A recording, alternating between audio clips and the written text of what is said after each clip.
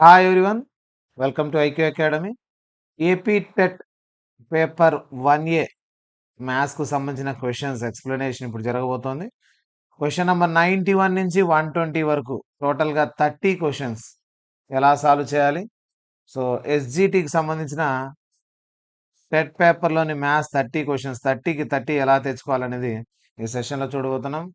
టెట్కు సంబంధించి ఎస్జిటికి సంబంధించిన paper 1Aలోని 30 questions చాలా సింపుల్గా ఉంటాయి. 6th, 7th అండ్ 8th క్లాస్కు సంబంధించిన మ్యాథ్స్లోంచి మొత్తం 90 to 99% అవే వస్తుంటాయి. చాలా ఈజీగా ఉంటాయి ఈ 30 క్వశ్చన్స్ కూడా.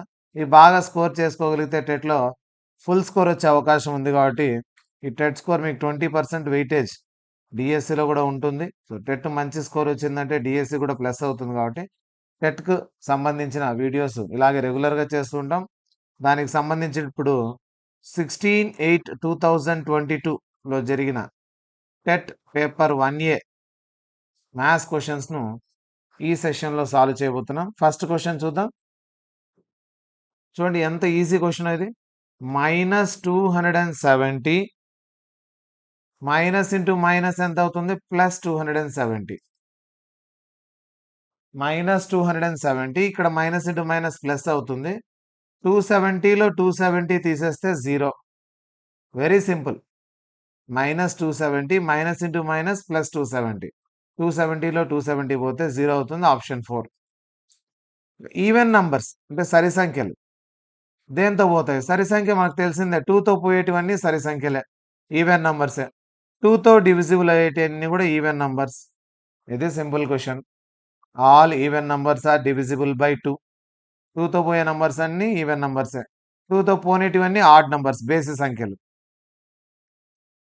ఒక జీసీడీ ఇచ్చాడు, ఎల్సిఎం ఇచ్చాడు.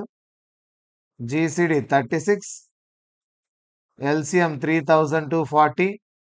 ఫస్ట్ నంబర్ ఏ అనుకుందాం 324, సెకండ్ నంబర్ తెలియదు. ఫార్ములా ఉంది, LCM into GCD is equal to product of 2 numbers అనే ఫార్ములా. ఎల్సిఎం 3240, జీసీడీ 36, ఏ ఫస్ట్ నంబర్ 324, సెకండ్ నంబర్ తెలీదు. 324తో 324 1 జార్ పోతుంది, పక్కన 0 ఉంది. 36 10 జార్ 360. ఇది కూడా డైరెక్ట్ క్వశ్చనే, చూస్తూనే చెప్పేసేయచ్చు. 324 10 జార్ పోతుంది, 10 into 36 360. LCM into GCD equal to product of 2 numbers formula. 6th class text బుక్లో వస్తుంది. ఎల్సిఎం హెచ్సిఎఫ్ సంబంధించింది ఇది టాపిక్. 36 10 జార్ 360 వస్తుంది. ప్యారలలోగ్రామ్ సంబంధించి 8th క్లాస్లోని క్వశ్చన్ ఇది. బేస్ ఇచ్చినాడు, హైట్ ఇచ్చినాడు, ఏరియా ఇచ్చినాడు. బేస్ హైట్ ఎంతో కనుక్కోవాలి. సో జనరల్గా ఈ బేస్ హైట్ కనుక్కొని అయినా చేయొచ్చు, లేదా డైరెక్ట్గా area parallelogram base into height కదా, రెండు మల్టిప్లై చేస్తే 360 వచ్చేటి ఏమున్నాయి ఇక్కడ చెక్ చేసుకోండి, ఈజీ. ఇంకా 360. 15 10 జార్ ఎంత, 150. ఇది కాదు. 12 3 జార్ 36, 360. ఇదే ఆన్సర్. 10 5 జార్ 50 కాదు. 20 10 జార్ 200. ఇది కాదు. 360 వచ్చేది ఓన్లీ సెకండ్ ఆప్షనే. ఇది ఆప్షన్ను బట్టి. లేదు ప్రాబ్లం చేయాలంటే బేస్ తెలియదు కాబట్టి 5తో మల్టిప్లై అయ్యేది, హైట్ తెలియదు కాబట్టి 2 టైమ్స్ ఉంది. ఏరియా కావాలంటే ఏం చేయాలి, బేస్ ఇంటూ హైట్ చేయాలి. Area of parallelogram formula base into భూమి ఇంటూ ఎత్తు ఇజ్ ఈక్వల్ టు 360 ఇచ్చినాడు. 5 2 జార్ 10, x into x, x square is equal 360. 0 0 cancel చేయండి, స్క్వేర్ అటు సైడ్ పోతే రూట్ అవుతుంది. 36కు రూట్ 6. ఎక్స్ వాల్యూ వచ్చింది కాబట్టి ఇక్కడ వేసుకుంటాం. 5 6 జార్ 30, 2 6 జార్ 12. So answer 30 12. ఇక్కడ చూడండి 30 12. ఇది ప్రాసెస్. ఇది చూస్తూనే షార్ట్ కట్. అంటే ఈ రెండు మల్టిప్లై చేస్తే బేస్ ఇంటూ హైట్ 360 కావాలి కాబట్టి మల్టిప్లై చేసి చెక్ చేసుకుంటే ఇది ఒక్కటే 360 అవుతుంది. సో అన్ని 360 అయ్యేటట్లు ఆన్సర్ వేరు వేరు ఇస్తే మాత్రం ఈ ప్రాసెస్ మీకు పనికి వస్తుంది. బేస్ హైట్ తెలియదు, 5 పార్ట్స్ 2 పార్ట్స్. దీన్ని ఏం చేస్తున్నాము, 5x into 2x base into height formula area parallelogram 360 ఇచ్చాడు, దాని నుంచి ఎక్స్ కనుక్కొని ఇక్కడ ఎక్స్ వాల్యూ తెచ్చి వేస్తున్నాం అంతే. Next question, direct question. ఒక క్వింటాల్ అంటే, ఒక టన్ అంటే 1000 కేజీలు, క్వింటాల్ అంటే 100 కేజీలు. డైరెక్ట్ క్వశ్చన్, క్వింటాల్కు 100 కేజీలు అనేది అందరికీ తెలిసిందే. అబ్ట్యూస్ యాంగిల్, అధిక కోణం. అక్యూట్ అంటే 90 కంటే తక్కువ ఉంటుంది. రైట్ యాంగిల్ అంటే 90 డిగ్రీస్ ఉంటుంది. అబ్ట్యూస్ యాంగిల్ అంటే 90 కంటే ఎక్కువ ఉంటుంది. ఇక్కడ 90 కంటే ఎక్కువ ఉండే యాంగిల్ ఇక్కడ ఉంది చూడండి, 90 కంటే ఎక్కువ. సో ఇదే అబ్ట్యూస్ యాంగిల్. 90 కంటే ఎక్కువ ఉంటే దాన్ని అబ్ట్యూస్ యాంగిల్ అని పిలుస్తాం. 91 ఉంది. 180 ఉంటే స్ట్రైట్ యాంగిల్, 180 ఉంటే. 360 ఉంటే, ఎప్పుడన్నా ఇది కూడా వచ్చే అవకాశం ఉంది కాబట్టి కంప్లీట్ యాంగిల్, సంపూర్ణ కోణం. 180 కంటే ఎక్కువ ఉంటే రిఫ్లెక్స్ యాంగిల్. 180 కంటే ఎక్కువ ఉంటే reflex angle. Acute, right angle, obtuse angle, straight angle, complete angle. 180 కంటే ఎక్కువ ఉంటే రిఫ్లెక్స్ యాంగిల్. ఇవి డిఫరెంట్ టైప్స్ ఆఫ్ యాంగిల్స్. ఒకవేళ 0 ఉంటే zero angle. Next question, what must be added to, దీనికి ఎంత యాడ్ చేస్తే ఇది వస్తుందంట. సో 7కు ఎంత యాడ్ చేయాలి, 11కి ఎంత యాడ్ చేయాలి, ఈ ఆన్సర్ వస్తుంది. ఒకసారి ఆప్షన్స్ చెక్ చేద్దాం, ఈజీగా అయిపోతుంది. 7 యాడ్ చేసి చూద్దాం రెండు పక్కల.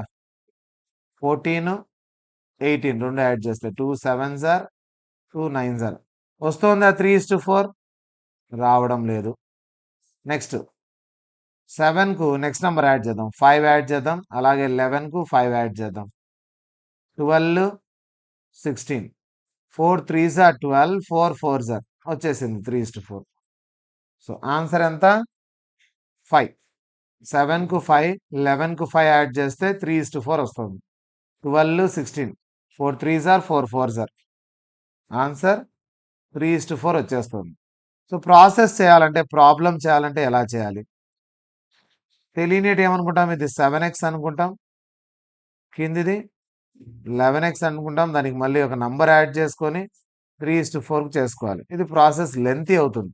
దాని బదులు ఖచ్చితంగా ఒకటే ఆన్సర్ వస్తుంది కాబట్టి 4టిని చెక్ చేయడమే బెటర్. మళ్ళీ y రాసుకోవాలి, x కనుక్కోవాలి, కంపారిజన్ చేయాలి, ఈక్వేషన్స్ చేయాలి. ఇదంతా లెంతీ ప్రాసెస్. ఇటువంటి క్వశ్చన్ ఎప్పుడు వచ్చినా కూడా చెక్ చేసే మెథడ్తోనే ఈజీగా అయిపోతుంది. 7కి ఎంత యాడ్ చేస్తే 11కి ఎంత యాడ్ చేస్తే ఆన్సర్ 3:4 అవుతుంది అనేది. నెక్స్ట్ క్వశ్చన్, 3⁻⁻4ను దేంతో మల్టిప్లై చేస్తే 729 వస్తుంది అంటున్నాడు. 3⁻⁻4ను దేంతో మల్టిప్లై చేస్తే 729 3 టేబుల్తో పోతుంది చూడండి. 3 2s are 3 4s are 3 3s are. మళ్ళీ 3 టేబుల్తో 3 8s are 3 1s are. 3 టేబుల్తో 3 table 1 2 3 4 5 6. 3⁻6. 3⁻⁻4 ఇటు సైడ్ పోతే +4 అవుతుంది. 6 4 టోటల్ 10. 3/10. అన్నీ కూడా చాలా సింపుల్ క్వశ్చన్స్ ఇవన్నీ కూడా. -4 అటు సైడ్ పోతే +4. 729 3/6. 3లు 6 టైమ్స్, 3లు 4 టైమ్స్, టోటల్ 3 వచ్చేసి 10 times. 3/10. Next one, total surface area of cuboid formula తెలిస్తే ఇది చాలా easy. Total surface area of cuboid formula 2 × LB + BH + LH. LB BH LH ఈ ఫార్ములాలో వేసుకోవడమే. L అంటే లెంత్, పొడవు 8.2, breadth 2 2, breadth 2, height 2, breadth 2, height 2. Next LH 8.2 × 2. ఇవి multiply చేసి add చేయాలి. 2 2s are 4, 2 8s are 16. ఇక్కడ 2 2 4, ఇక్కడ 16.4 సేమ్. అన్ని యాడ్ చేస్తే 16 32 36.8. 36.8ను 2తో మల్టిప్లై చేస్తే 2 6 are 12 + 1 13 7. 73.6 వస్తుంది. అంటే ఆప్షన్ 1. ఒకవేళ లాటరల్ సర్ఫేస్ ఏరియా అడిగినాడు అనుకో, సేమ్ క్యూబాయిడ్కే ఫార్ములా ఏమేస్తాం, 2h into L plus B వేస్తాం. వాల్యూమ్ అడిగితే ఘనపరిమాణం అడిగితే ఎల్బిహెచ్ వేస్తాం. సో ఈ ఫార్ములాస్ మీకు బాగా వచ్చిండాలి. 3D షేప్కు సంబంధించిన ఫార్ములాస్ అన్నీ నేర్చుకోండి. 8th క్లాస్ టెక్స్ట్ బుక్లో ఉంటాయి, maths text book. So 6th, 7th, 8th class సంబంధించిన మ్యాథ్స్ టెక్స్ట్ బుక్స్ మీరు కలెక్ట్ చేసి పెట్టుకొని వాటిలో ఉండే ఈ ఫార్ములాస్, ఈ ప్రాబ్లమ్స్ కానీ చేయగలిగినారంటే న్యూ ఆర్ ఓల్డ్ సిలబస్ అయితే ఏం పెద్దగా తేడా లేదు. New text book, old text book. So ఏది చేసినా కూడా ఇబ్బంది ఏమి ఉండదు. ఇవే మోడల్స్ కవర్ అవుతాయి. Amar purchased 10 grams of gold. 10 grams of gold 28,000 కొన్నాడు. ఎంత కమ్మేసినాడు? 40,000 కమ్మినాడు. ప్రాఫిట్ ఎంత అంటున్నాడు. 28,000 కొని 40,000 కమ్మినాడంటే 40,000లో 28,000 తీసేయండి. 12,000 is the profit. Easy question చూడండి. 40,000లో 28,000 సబ్ట్రాక్ట్ చేస్తే ఎంత అవుతుంది? 12,000 అయిపోతుంది. Next question. 1 అవర్లో 1 అవర్ అంటే 60 minutesలో 75 kilometers పోతుందంట ఒక ట్రైన్. 20 minutesలో ఎన్ని కిలోమీటర్స్ పోతుంది అంటున్నాడు. గంటకు 75 kilometers పోతే 20 నిమిషాల్లో ఎంత పోతుంది అంటే 1/3 కదా, 1/3 వంతు 75/3 ఎంత పోతుంది? 25 kilometers పోతుంది. అన్ని 1-liner ఆన్సర్స్ అనమాట. దీన్ని 3తో భాగిస్తే ఇది వస్తుంది, 3తో డివైడ్ చేస్తే 3 20లు. కాబట్టి దీన్ని 3తో డివైడ్ చేస్తే 25. 20 నిమిషాలకు 25, 25, 25, 25, 75 అవుతుంది. 20, 20, 20, 60. సో 60 minutesకు 75 అయితే ఇలా అయినా రాసుకోవచ్చు. 60కి 75 అయితే 20కి ఎంత అంటే 75. ఇది 60ది కాబట్టి 60తో డివైడ్ చేస్తే మనకు 20 కావాలి కాబట్టి క్యాన్సిలేషన్ చేసుకుంటే ఆన్సర్ వచ్చేస్తుంది. జనరల్గా ఆలోచించినా చాలు. చాలా సింపుల్ క్వశ్చన్ ఇది. 75 గంటకు 75 kilometers అయితే 20 నిమిషాలకి ఎంత? 1/3 వంతు 1/3 25 kilometers. క్యూ బుక్స్ 25 క్యూ అయితే ఒక్కొక్క బుక్ ఎంత? 25 క్యూ ఇంటూ క్యూ అటు సైడ్ పోతే divided by Q. So into Q అటు సైడ్ పోతే బై క్యూ అవుతుంది, క్యాన్సిల్ పోతే 25.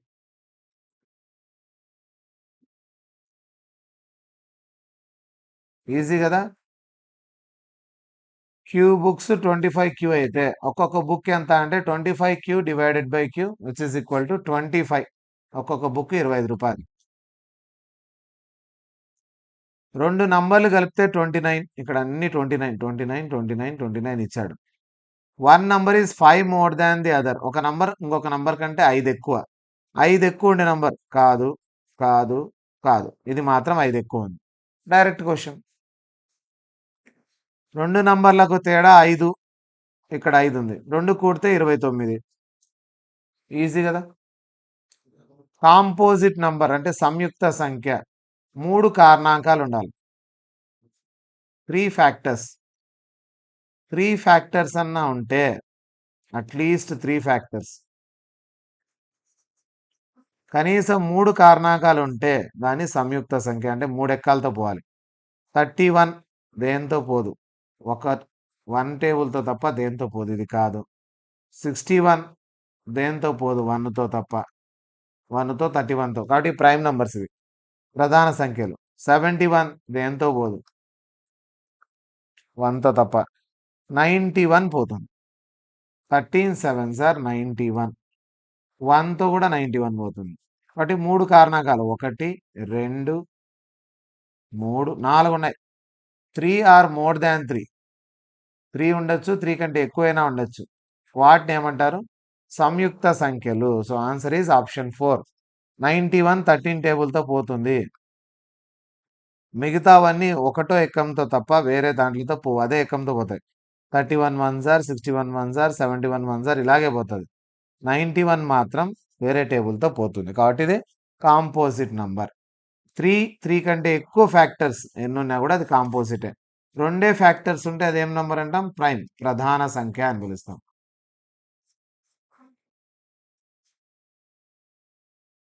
ఇంటిజర్స్ అంటే జెడ్. ఇంటిజర్స్ అంటే ఏంటివి? మైనస్లు ఉంటాయి, 0 ఉంటుంది, ప్లస్లు కూడా ఉంటాయి. వీటినే పూర్ణాంకాలు అంటాం. అదే హోల్ నంబర్స్ అడిగింటే హోల్ నంబర్స్ ఎక్కడి నుంచి 0 నుంచి స్టార్ట్ డబ్ల్యూ. న్యాచురల్ నంబర్స్ అడిగితే 1 నుంచి స్టార్ట్. ఇక్కడ ఏమడిగినాడు? జెడ్ అడిగినాడు, ఇంటీజర్స్ అడిగినాడు.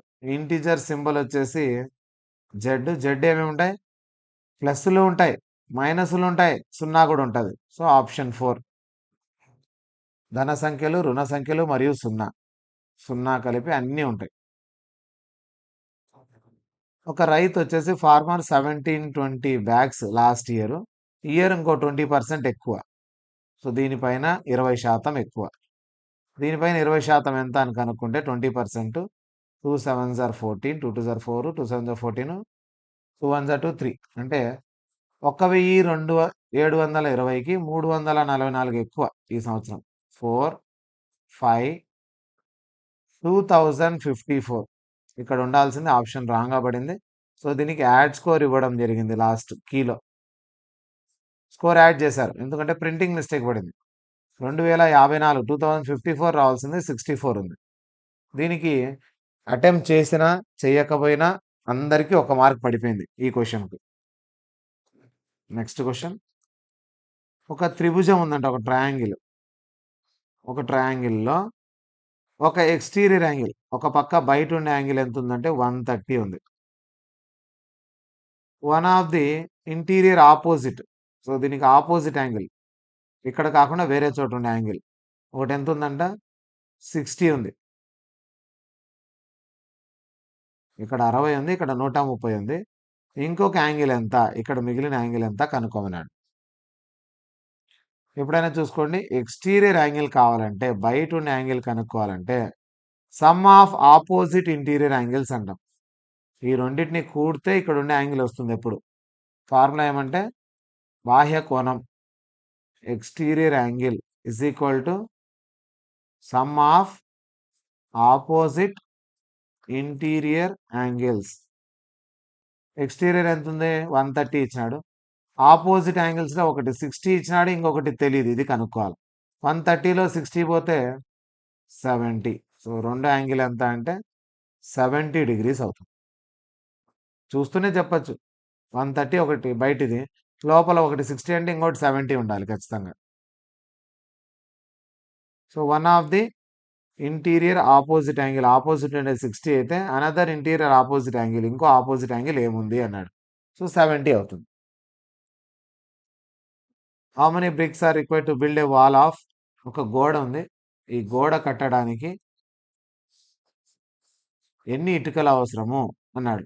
సో గోడ అన్ని ఇచ్చాడు, length breadth height, length breadth height గోడది ఇచ్చేసాడు. ఒక్కొక్క ఇటుకది కూడా లెంత్ బ్రెడ్త్ హైట్ ఇచ్చాడు. ఇటువంటి ఎన్ని ఇటుకలు పెట్టాలి అంటున్నాడు. అంటే దీని వాల్యూమ్లో ఇటుక వాల్యూమ్ వేస్తే సరిపోతుంది. సో వాల్యూమ్ ఆఫ్ ఏం తీసుకోవాలి? బిల్డింగ్ వాల్, గోడ by volume of brick. So volume of cuboid formula length into breadth into height వస్తుంది. Length 8 meters, 6 meters, 22.5 centimeters by కిందిది బ్రిక్ది 25 centimeters, 11.25 centimeters, 6 centimeters. దీని క్యాన్సిలేషన్ 8 మీటర్లు అంటే 800 సెంటీమీటర్లు, అన్ని సెంటీమీటర్లకు మారుస్తాం. ఇది 600, ఇది 22.5 డివైడెడ్ బై కింద 25, 11.25, 6. The cancellation 11.25 2s are 11.25 ఇది డబుల్ 22.5, 6 టేబుల్లో 600 సార్, ఇంకా 25 1s are 25 4s are పోతుంది. 25 1s are 25 4s are, 8 4s are 32, పక్కన 2 zeros, ఇక్కడ ఒక 2 ఉంది, ఇంటూ 2 మల్టిప్లై చేస్తే 6400. ఆప్షన్ 2 6400 ఇటుకలు పడతాయి గోడ కట్టడానికి. ఎందుకంటే గోడ ఎంత ఉంది, ఎంత టోటల్ లోపలంతా ఉండేది చూసినాము. ఒక్కొక్క ఇటుక ఎంత ఉంది ఘన పరిమాణం చూసాం. ఒకదాంతో ఒకటి భాగిస్తే ఎన్ని ఇటుకలు కావాలనో అర్థమైపోతుంది. సో పైన వాల్యూమ్ వచ్చేసి గోడది, కింద వాల్యూమ్ ఘన పరిమాణం వచ్చేసి ఇటుకది. 6400 ఇటుకలు అవసరమైనవి. 6400 క్యాన్సిలేషన్ చూడండి. దీనికి ఇది డబల్, 11కు 22 కాల్కు అర్థం 6 1 సార్ 600 సార్ 100తో పోతుంది 25 1 సార్ 25 4 సార్ అప్పుడు 8 4 సార్ 32 32 2 సార్ 64 6400 ఇటుకలు. ఒక మ్యాప్ తీసుకున్నారంట. మ్యాప్లో వచ్చేసి ఒక యూనిట్ మ్యాప్ 30,000 తీసుకున్నారు. 30,000 సెంటీమీటర్లు తీసుకున్నారు. సో 30,000 ఇంటూ 1 సెంటీమీటర్ అంటే 30,000 తీసుకున్నారు. కాబట్టి 4 సెంటీమీటర్లు అంటే ఇంటూ 4 చేయాలి. 4 3 12 4 సున్నాలు 12 4 సున్నాలు. ఇంకా పాయింట్ వచ్చే అవకాశం ఎక్కడ ఉందండి? 12 ఉండేది ఇది ఒక్కటి మాత్రమే. అంటే 1.2 కిలోమీటర్లు. 1,20,000 సెంటీమీటర్లు అంటే ఎన్ని కిలోమీటర్లు? 1.2 కిలోమీటర్లు. 1,00,000 సెంటీమీటర్లు 1 కిలోమీటర్ అవుతుంది. 1,20,000 సెంటీమీటర్లు 1.2 కిలోమీటర్లు అవుతుంది. మ్యాప్ పైన 1 సెంటీమీటర్ అంటే 30,000 సెంటీమీటర్లు అని. అంటే చిన్న సెంటీమీటర్ చూపిస్తే నిజంగా 30,000 సెంటీమీటర్లు ఉన్నట్టు. అట్లా 4 సెంటీమీటర్లు అంటే 1,20,000 సెంటీమీటర్లు వచ్చింది. అంటే 1.2 కిలోమీటర్స్ అవుతుంది. 9 వాటి సగటు ఒక్కొక్కటి 45 ఉందంట. 9 ఉన్నాయి అట్లాంటివి. 9 ఒక్కొక్కటి 45 45 ఉండేటివి ఉన్నాయి. ఇప్పుడు మల్టిప్లై చేస్తే 9 5 ఆర్ 45 36 ఒక 4 9 4 ఆర్ 36 40 45 45 ఉండేటివి 9 ఉన్నాయి. టోటల్ 405 ఉంది. ఇందులో ఒకటి తప్పిచ్చాడంట. 24 రాసుకోవాల్సింది 42 రాసుకున్నాడంట. అంటే ఎంత ఎక్కువ రాసుకున్నాడు? 18 ఎక్కువ రాసుకున్నాడు. ఎంత ఎక్కువ? 18 ఎక్కువ. ఈ 18ని తీసేయాలి ఇప్పుడు. ఎక్కువ రాసుకున్నాడు కాబట్టి. తీసేస్తే 387 వస్తుంది. 387. ఇది ఒక్కొక్కటి ఎంత? 9 కదా మొత్తం. ఇప్పుడు సరైన సగటు వస్తుంది. కరెక్ట్ మీన్ వస్తుంది. అర్థమవుతుందా? 45తో 9 ఉన్నాయి ఇట్లాంటివి. 9 రాశులు ఉన్నాయి. 45 45తో టోటల్ 405. ఈ 405 ఉండే వాటిలో ఒకటి మిస్టేక్ పడింది. 24 ఉండాల్సింది 24 ఉండాల్సింది 42 రాసుకున్నారు. అంటే 18 ఎక్కువ ఉంది. ఆ 18 తీస్తే సరైన సగటు వస్తుంది. రాశుల మొత్తం బై రాశుల సంఖ్య. Sum of observations by number of observations. 9 4 or 36 9 3 or 27. Answer 43. So మ్యాథ్స్కు సంబంధించి చాలా వరకు ఈజీగా ఉన్నాయి. ఇంకా పై విలువ అంటే అందరికీ తెలిసిందే. పైకి అప్రాక్సిమేట్గా 22/7 అంటాం. దాన్నే 3.14 అని రాసుకుంటాం. రెండు డిజిట్లకైతే. ఇంకా ఎక్కువ కావాలంటే ఎక్స్టెండ్ చేసుకోవచ్చు. 3.14 ఉండేది ఒక్క ఆప్షన్ మాత్రమే. ఫస్ట్ ఆప్షన్ 3.1416 లేదా అప్రాక్సిమేట్గా ఇవన్నీ కరెక్ట్ విలువలు కాదు. అందాసైన విలువలే. ఎగ్జాక్ట్ వాల్యూ లేదు పైకి. ఎందుకంటే అది టెర్మినేట్ కాదు, రిపీట్ అవుతూనే ఉంటుంది. ఎక్కడికి ఎండ్ అవుతుందో కూడా తెలియదు. అందుకని దీన్ని కరణీయ సంఖ్య ఇర్రేషనల్ నంబర్ అని పిలుస్తాం. పై విలువ 3.1416 అలా వస్తూ ఉంటుంది. నెక్స్ట్ డిగ్రీ పరిమాణం అంటే ఏమి? పవర్ చూసుకోవాలి. ఇదంతా ఒక పదం, ఇదొక పదం, ఇదొక పదం. ఇవన్నీ సపరేట్ టర్మ్స్. దీంట్లో y/2 z/1 మొత్తం 3 ఉంది పవర్. దీంట్లో x/1 y/1 మొత్తం పవర్ 2 ఉంది. దీంట్లో 2 + 2 4 ఉంది. అన్నిట్లో హైయెస్ట్ పవర్నే మనం ఏమంటాం? డిగ్రీ అంటాం. వేరియబుల్స్కి ఉండే హైయెస్ట్ పవర్నే మనం పరిమాణం అని పిలుస్తాం. Degree is 4. డిగ్రీ కనుక్కోవడానికి ఏం చేస్తాము? ఒక్కొక్క పదం ప్లస్ మైనస్తో ఏది డివైడ్ అయినా ఇదొక పదము, ఇదొక పదము, ఇదొక పదం. ఒక్కొక్క టర్మ్ అంటాం వీటిని. ఈ టర్మ్స్లో మనం చూడాల్సింది వేరియబుల్. అంటే ఎక్స్లు వైలు జెడ్లు ఉన్నాయి కదా, దాని పవర్లలో ఉండేటివన్నీ యాడ్ చేయాలి. నంబర్ల పవర్ కాదు, ఎక్స్లు వైలు జెడ్లు ఉండేవి. 2 1 3 అవుతుంది. ఇక్కడ 1 1 2 అవుతుంది. 2 2 4 అవుతుంది. వీటిలో అన్నిటికంటే పెద్దది ఉంది కదా పవర్, దాన్నే మనం పరిమాణం అంటాం, డిగ్రీ అంటాం. 4. ఇది డైరెక్ట్ క్వశ్చన్. ఏ త్రిభుజంలో, ఏ ట్రయాంగిల్లో ఆర్థో సెంటర్ వేసిన, సెంట్రాయిడ్ వేసిన, సర్కమ్ సెంటర్ వేసిన, ఇన్ సెంటర్ వేసిన అన్ని కూడా ఒకే లైన్లో వచ్చేస్తాయి అంటున్నాడు. దీన్నే ఏమని పిలుస్తారంటే ఆయిలర్ లైన్ అంటారు. వెరీ ఇంపార్టెంట్ బిట్ ఇది. నెక్స్ట్ ఎగ్జామ్స్లో ఎప్పుడైనా కూడా ఆయిలర్ లైన్ అని పిలుస్తారు దీన్ని. ఈ ఆయిలర్ లైన్ అనేది ఏమంటే ఇవన్నీ కూడా ఒకే లైన్ పైన రావడం. ఈ త్రిభుజం ఎప్పుడు ఏం త్రిభుజం అవుతుందంటే సమబాహు త్రిభుజం అవుతుంది. అన్ని సైడ్స్ ఈక్వల్ ఉంటేనే ఇలా అన్ని పాయింట్స్ ఒకే చోట ఒకే లైన్ పైన వస్తాయి. దాన్ని మనం ఏమంటాం ఈక్విలేటరల్ ట్రయాంగిల్, సమబాహు త్రిభుజం. దాని ఆయిలర్ లైన్ గుర్తుపెట్టుకోండి. ఎప్పుడైనా నెక్స్ట్ టైం వచ్చినప్పుడు దాన్ని ఆయిలర్ లైన్ అంటాం. హెచ్ అనేది లెటర్ తీసుకుంటే దానికి ఎన్ని సిమ్మెట్రిక్ లైన్స్ ఉంటాయి అంటే సౌష్ఠవ రేఖలు. సౌష్ఠవ రేఖ అంటే ఏమంటే ఒక అక్షరం కానీ ఒక ఫిగర్ ఏదైనా ఫిగర్ కానీ దాన్ని సమాన భాగాలుగా ఎన్ని విధాలుగా విడగొట్టగలుగుతున్నాం. ఇక్కడ నేను ఈ లైన్ వేస్తే ఇది రెండు ఈక్వల్ పార్ట్స్ అయిపోయింది, ఇటుపక్క ఇటుపక్క. దాన్నే మనం సౌష్ఠవ రేఖ అంటాం, సిమ్మెట్రిక్ లైన్ అంటాం. ఏ అనే పదానికి ఒక్కటి వేయచ్చు. ఇక్కడ కట్ చేస్తే ఈక్వల్గా డివైడ్ కాదు. ఇక్కడ ఫర్ ఎగ్జాంపుల్ ఏకి ఇక్కడ కట్ చేయండి సార్ ఈక్వల్ వస్తుంది కదా అంటే పైన పార్ట్ వేరు కింద పార్ట్ వేరు, చూడండి ఈక్వల్గా లేదు. హెచ్కి అయితే ఎక్కడెక్కడ కట్ చేయొచ్చు మనం ఈక్వల్గా అంటే ఇక్కడ కట్ చేస్తే పై భాగం ఏముందో కింది భాగం సేమ్ ఉంది. ఇక్కడ మధ్యలో కట్ చేస్తే లెఫ్ట్ భాగం ఏముందో రైట్ భాగం కూడా సేమ్ అదే ఉంది. ఇట్లాంటి సౌష్ఠవ రేఖలు ఎన్ని వేయగలుగుతున్నామంటే రెండు రేఖలు వేయగలుగుతున్నాం. సిమ్మెట్రిక్ లైన్స్ రెండు లైన్స్ వేయగలుగుతున్నాం. ఇంకేదైనా ఫిగర్ తీసుకొని చూద్దాం. బి అనే దానికి సౌష్ఠవ రేఖ వేయచ్చా అంటే ఇక్కడ కట్ చేస్తే పైన ఎలా ఉందో కింద కూడా అలాగే ఉంది, ఒక రేఖ వేయగలం. ఇలా వేస్తే ఈక్వల్ కాదు. సి అనే దానికి ఒక రేఖ వేయగలం, పైన ఎలా ఉందో కింద అలాగే ఉంది. డి అనే దానికి ఒక రేఖ వేయగలం, పైన ఎలా ఉందో కింద అలాగే ఉంది.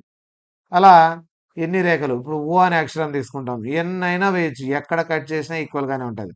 దీనికి అనంతం అంటాం, infinite. Infinite lines of symmetry for a circle. ఇప్పుడు వచ్చే హెచ్ అక్షరానికి మాత్రం రెండే రెండు వేయగలం. ఇక అక్కడికి మ్యాథ్స్ సబ్జెక్ట్ అయిపోయింది. ఇక మెథడాలజీ చూద్దాం. మెథడాలజీ కూడా చాలా ఈజీగా ఇస్తున్నాడు క్వశ్చన్స్, ఏం టఫ్ అనేది కనిపించట్లేదు.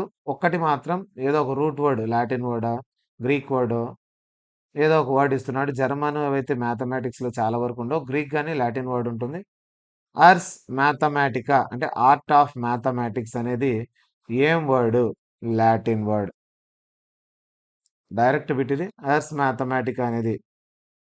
మొత్తం మ్యాథమెటికే అని అంటే గ్రీక్ వర్డ్ ఏది, ఆర్స్ మ్యాథమెటికా అనేది లాటిన్ వర్డ్. సో కొన్ని తెలుసుకోవాలి, కొన్ని లాటిన్ వర్డ్లు గ్రీక్ వర్డ్లు మ్యాథ్స్లో ఉండేటి కొన్ని రాసి పెట్టుకుంటే ఒక చోట ఈజీగా ఒక క్వశ్చన్ ఆన్సర్ చేయొచ్చు ఇక్కడి నుంచి.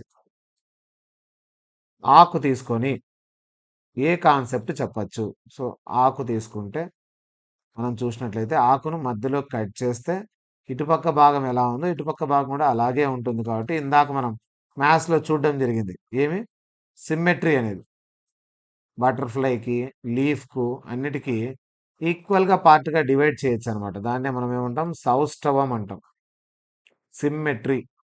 ఆకుని తీసుకొని ఎంత సిమ్మెట్రికల్గా ఈక్వల్గా ఇట్లా డివైడ్ అయిందో మనం చూపించగలం అనమాట ఎగ్జాంపుల్ లాగా.